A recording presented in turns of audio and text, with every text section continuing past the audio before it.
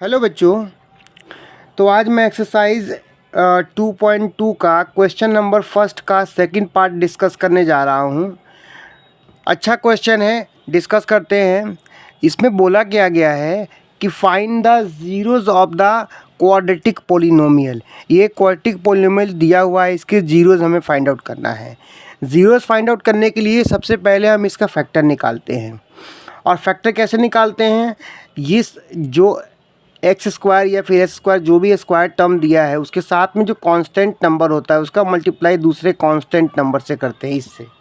ठीक है, तो 4 1 जब 4 हो गया। अब देखेंगे ये नंबर किस किस नंबर के टेबल में आता है। तो 1 के टेबल में 4 बार में आता है, 2 के टेबल में 2 बार में आता है। हाँ, 4 के टेबल में भी आएगा, ये 4 1 जा 4 होता है, बट ये रिपीट हो गया इसीलिए हम इसको इग्नोर करेंगे। ठीक है, तो हमारे पास दो पेयर हैं।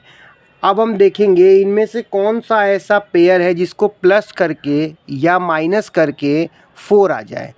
तो देखिए 4 + 1 विल गिव 5, हमें 5 तो नहीं चाहिए। 4 - 1 विल गिव 3, 3 भी नहीं चाहिए हमें। ठीक है, तो अब ये इस पेयर को तो हम सेलेक्ट नहीं कर सकते। अब अगला पेयर है 2 + 2 विल गिव 4, तो ये ठीक है पेयर, ये ले सकते हैं हम लोग। तो हम पहला और लास्ट वाला टर्म वैसे ही उतार देंगे क्योंकि splitting the middle term use कर रहे हैं। इसका मतलब होता है बीच वाले नंबर को दो पार्ट में ब्रेक करना।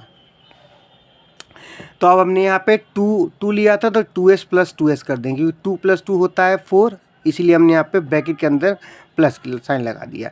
अब ब्रैकेट के बाहर नेगेटिव साइन है तो ब्रैकेट ओपन होते ही ये साइन चेंज हो जाएगा। तो 4s² एज इट इज़ उतर गया, ब्रैकेट ओपन किया तो 2s आया, यहाँ प्लस का माइनस हो गया, फिर 2s + 1 = 0। अब हम क्या करेंगे, यहाँ पे देखो साफ साफ दिख रहा है पेयर बन रहा है, एक ये पेयर और एक दूसरा पेयर। ठीक है, इन दोनों में कॉमन लेंगे, इन दोनों में कॉमन आएगा 2s। ठीक है, 2 2 जा 4, तो ये 2s यहाँ आएगा, फिर माइनस का साइन यहाँ उतार लेंगे हम लोग। 2s इक्वल दिख रहा है तो यहाँ पे 1 डाल देंगे, या यहाँ के वैल्यू आपको पता करना है तो इस वाले टर्म को बाहर वाले टर्म से डिवाइड कर दो। तो 2s / 2s विल गिव 1। थोड़ा सा गैप देकर इसी को दोबारा हम उतार लेते हैं। 2s - 1 दोबारा उतारा गया है। अब आपको मैंने थोड़ी देर पहले बोला था कि टर्म पता करने के लिए डिवाइड करते हैं। अब देखो यहाँ पे 2s है, अगर 2s को इस 2s से डिवाइड करो तो क्या आंसर आएगा? 1 आएगा, हमने 1 लिख दिया। ठीक है, माइनस इंटू माइनस साइन क्या मिलता है? प्लस मिलता है, 1 1 जा 1। अब ये दोनों पेयर 2s - 1 2s - 1 सेम है ना, तो हम इसको एक बार लिख लेंगे 2s - 1। ठीक है, फिर 2s - 1 एक और बचा हुआ है ये वाला, इसको हमने यहाँ उतार दिया। अब इनको 1 बाई 1 हम 0 से कंपेयर करेंगे तो 2s - 1 = 0, तो 2s = 1 हो जाएगा और s = 1/2। सिमिलरली इसको भी हम इससे कंपेयर करेंगे, 2s - 1 = 0, सो 2s = 1, s = 1/2।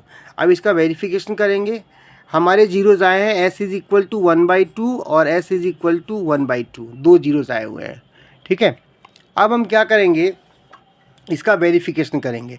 वेरिफिकेशन के लिए आप याद रखना, जो भी क्वाड्रेटिक पोलिनोमियल होती है उसका टर्म होता है ax² + bx प्लस का c = 0। तो x² के साथ a होता है, x के साथ b और कांस्टेंट नंबर होता है। तो हम क्या करेंगे, इसको इस 4 को a एज्यूम करेंगे, -4 को b एज्यूम करेंगे और इसको c एज्यूम करेंगे। सम ऑफ जीरोज़ -b/a के इक्वल होता है, या अल्फ़ा + बीटा = -b/a आप कर सकते हो। हमारे जीरोज़ 1/2 + 1/2 आए थे। सम ऑफ जीरोज़ = -b/a, b की वैल्यू -4 थी और यहाँ पे -1 ऑलरेडी था पहले से, दोनों साइन मिलके देंगे पॉजिटिव, तो 4/4 और 2/2 कैंसिल आउट होकर 1 = 1 आ गया। तो पहला पार्ट वेरीफाइड हो गया, दोनों इक्वल आने चाहिए। अब अगला है प्रोडक्ट ऑफ ज़ीरोज़, c/a के इक्वल होता है, अल्फ़ा × बीटा = c/a होता है। ठीक है, तो जीरोज़ क्या थे? 1/2 1/2 थे दोनों जीरोज़, = कांस्टेंट वैल्यू 1 थी और a की वैल्यू 4 थी, c/a 1/4 आ गया। 2 2 जा 4, तो 1/4 इधर भी 1/4 इधर भी, दोनों वैल्यू इक्वल आ रही है, तो ये वेरीफाइड हो गया। ठीक है, तो बड़ा सिंपल है और रेगुलर प्रैक्टिस आप करते रहेंगे तो इनमें डिफ़िकल्टी फेस नहीं कर पाएंगे, आसानी से हो जाएगा। ठीक है, ओके, थैंक यू।